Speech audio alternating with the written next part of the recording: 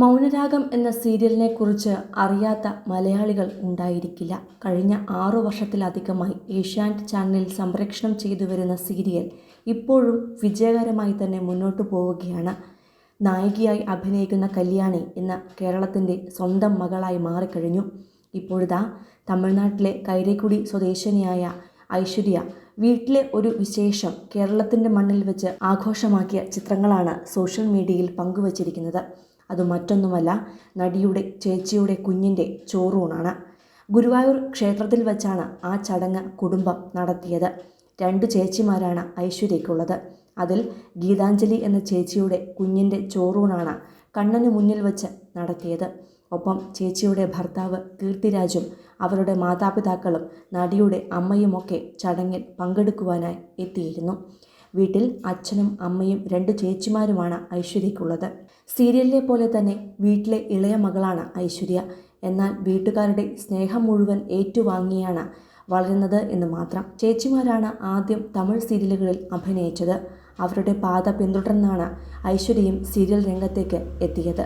എന്നാൽ സീരിയലിലേക്ക് വരും മുന്നേയുള്ള ഐശ്വര്യയുടെ ജീവിതം ഏറെ സങ്കടങ്ങൾ നിറഞ്ഞതായിരുന്നു.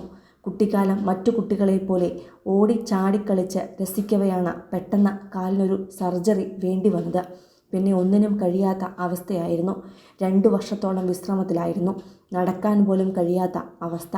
പതിയെ നടന്നു തുടങ്ങിയപ്പോഴാണ് സീരിയലുകളിലേക്കും അവസരങ്ങൾ ലഭിച്ചു തുടങ്ങിയത്.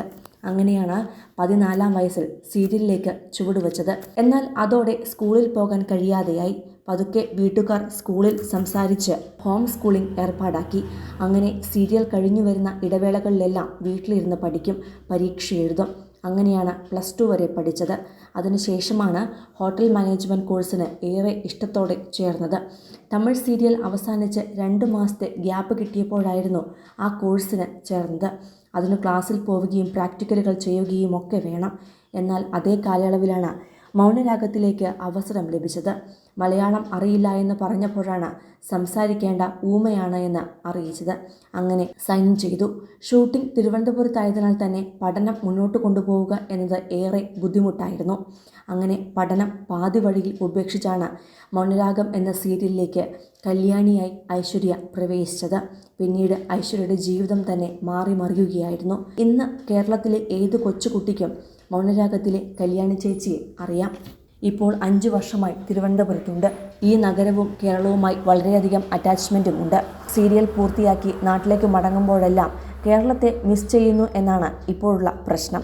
കൂടുതൽ സിനിമ, സീരിയൽ, ചാനൽ വാർത്തകൾക്കും നിങ്ങളുടെ പ്രിയപ്പെട്ട താരങ്ങളുടെ എക്സ്ക്ലൂസീവ് അഭിമുഖങ്ങൾക്കുമായി സബ്സ്ക്രൈബ് ചെയ്യാൻ മറക്കല്ലേ.